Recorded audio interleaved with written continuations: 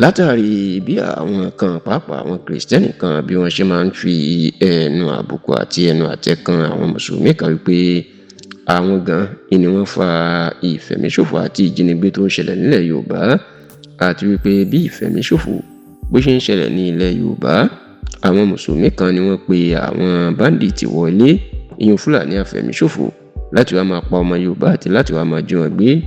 Ọ̀kan lára àwọn àgbà àfáà àti ẹgbẹ́ mùsùlùmí tó ń fẹ̀sùn náà kàn wípé wọ́n wà lára àwọn tó kó báńdíìtì wọlé Yorùbá. Wọ́n máa ti padà sọ̀rọ̀ síta, wọ́n ti sọ̀rọ̀ sókè lórí ọ̀rọ̀ yìí, tó sì jẹ́ pé níṣe ni wọ́n ti jẹ́ kó di mọ̀ wípé inúnibí ni àwọn tó ń sọ̀rọ̀ náà nípa àwọn náà fi ń sọ̀rọ̀, àti pé àwọn kọ́ làwọn kó báńdíìtì wọlé Yorùbá o, àwọn ò sì mọ ohunkóhun nípa nǹkan tí ó ń ṣẹlẹ̀ náà.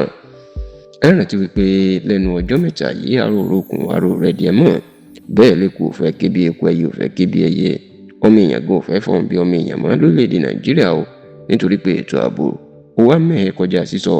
Báwọn Fúlàní afẹ̀míṣòfò tíjọba ń pè ní báńdíìtì bó ṣe ń jí ọmọdé gbé, náà ń jí àgbà gbé, bó ṣe ń pa ọkùnrin ni wọ́n ń pa obìnrin.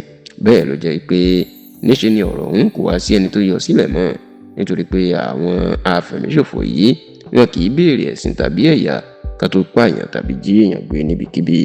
Ṣá o, lẹ́nu ọjọ́ mẹ́ta yìí ni àwọn ọmọ Yorùbá kan ni wọ́n ń fi ẹ̀sùn kan àwọn àfáà àti àwọn àgbà mùsùlùmí kan nílẹ̀ Yorùbá wípé àwọn ló kó àwọn afẹ̀míṣòfò ni wọ́n kó wọn wọ ilẹ̀ Yorùbá. Kódà wọ́n fẹ̀sùn kan àwọn àfáà pé lẹ́tìgbà tí wọ́n ti gbé gbajúgbajà àfáà ilẹ̀ Haúsá ni tó jẹ́ agbódegbà àwọn báńdíìtì Sheikh Ahmad Gumi wọ ìlú Ìbàdàn ní ìpínlẹ̀ Ọ̀yọ́. Wọ́n ní ara àbọ̀ iṣẹ́ gómìnà ìní tó ń ṣẹlẹ̀ yìí. Bẹ́ẹ̀ náà ni wọ́n tún máa ń fi ẹ̀sùn kan gbajúmọ̀ àfáà kan tó tún jẹ́ olùdásílẹ̀ ẹgbẹ́ tó ń jà fẹ́tọ̀ọ́ mùsùlùmí, ìyẹn Sheikh Isiaq Lakin Akintola, tí ó jẹ́ olùdásílẹ̀ ẹgbẹ́ Muslim Rights Concern MURI, ìpè òun náà alákatakítí ẹ̀sìn bàbá òun, àti pé òun náà wà lára àwọn tí wọ́n gbàbọ̀dé fún ilẹ̀ Yorùbá, takú báńdíìtì wọ ilẹ̀ Yorùbá.